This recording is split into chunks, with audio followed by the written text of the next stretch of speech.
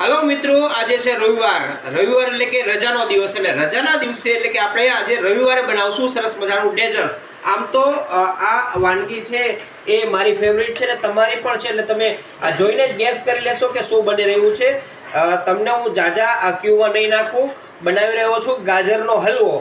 જી હા, આ ગાજરનો હલવો બનાવવા માટે આમ તો મેં પૂરેપૂરી તૈયારી કરી રાખી હતી કે કઈ રીતે બને છે આમ તેમ, અને આના માટે મીનુએ પૂરેપૂરી મદદ કરી હતી, કારણ કે લગભગ 1 કિલો કરતાં વધુ ગાજર છે ને એ ખમણીને તૈયાર કર્યા હતા અને ત્યારબાદ એને સરસ મજાની જે ગાજરનો હલવો બનાવવાની આખી પ્રક્રિયા છે ને મને સાથ આપ્યો હતો, અને ગાજરનો આખો હલવો છે ને અત્યારે તૈયાર થઈ ગયો છે। એટલે રેસીપી તો હું તમને કહીશ, પણ આ જો કેટલો સરસ મજાનો સ્વીટ ગાજરનો હલવો। શિયાળો છે એટલે અમારા ઘરે છે ને શિયાળામાં 2-3 વખત ગાજરનો હલવો થાય, પણ આ વખતે શિયાળો કાંઈ જામ્યો નથી અને ગાજરનો હલવો પણ આ પહેલી વખત થાય છે। એટલે ગાજરના હલવાની અંદર તૈયાર થઈ ગયો છે, એટલે આપણે કિસમિસ છે એ સ્પ્રેડ કરશું અને સાથે જ જે આ બદામની કતરણ છે ને એ નાખશું।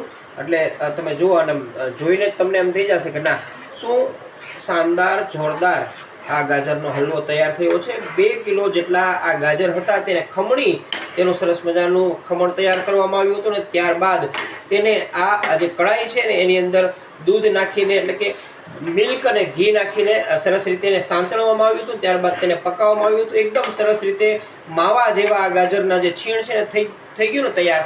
ત્યાર પછી એની અંદર ખાંડ, જે પ્રમાણસર ખાંડ હોય, સ્વીટ તમારે જેટલું જોતું હોય એટલી ખાંડ ઉમેરી અને આને પકાવવામાં આવ્યું હતું। હવે તમે જોઈ શકો છો કે એકદમ સરસ મજાનો છે ને પાકીને ગાજરનો હલવો તૈયાર થઈ ગયો છે। આ ગાજરના હલવાને જો સરસ મજાના બાઉલની અંદર ઠંડો પાણીને ખાવામાં આવે અથવા તો ફ્રીજની અંદર રાખીને ફ્રીજ કોલ્ડ કરીને ખાવામાં આવે ને તો ખૂબ જ જબરજસ્ત મજા આવી જશે। એટલે આજનો રવિવાર છે એ અત્યારે તો ખૂબ જ સરસ રીતે સફળ થઈ ગયો એવું મને લાગે છે।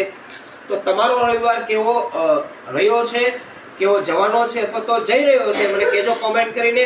અને હા, તમને ગાજરનો હલવો ભાવે છે કે નહીં, તમને કયું ડેઝર્ટ ભાવે છે એ મને કોમેન્ટ કરીને કહેશો ને હા, મારો વિડીયો શેર કરવાનું ભૂલશો નહીં। ઘણા બધા મિત્રો મને કહે છે કે તમે ખૂબ સરસ વાનગી બનાવો છો, સરસ મજાનો વ્લોગ કરો છો, તો મિત્રો તમારે એક મને મદદ કરવાની છે, અમારો વિડીયો શેર કરવાનો છે, વધુ લોકો સુધી પહોંચાડવાનો છે। ને હા, તમારી કોઈ ફેવરિટ વાનગી હોય તો મને કહેજો, બનાવવાની ટ્રાય કરીશ અને એનો સરસ મજાનો વ્લોગ પણ બનાવીશ।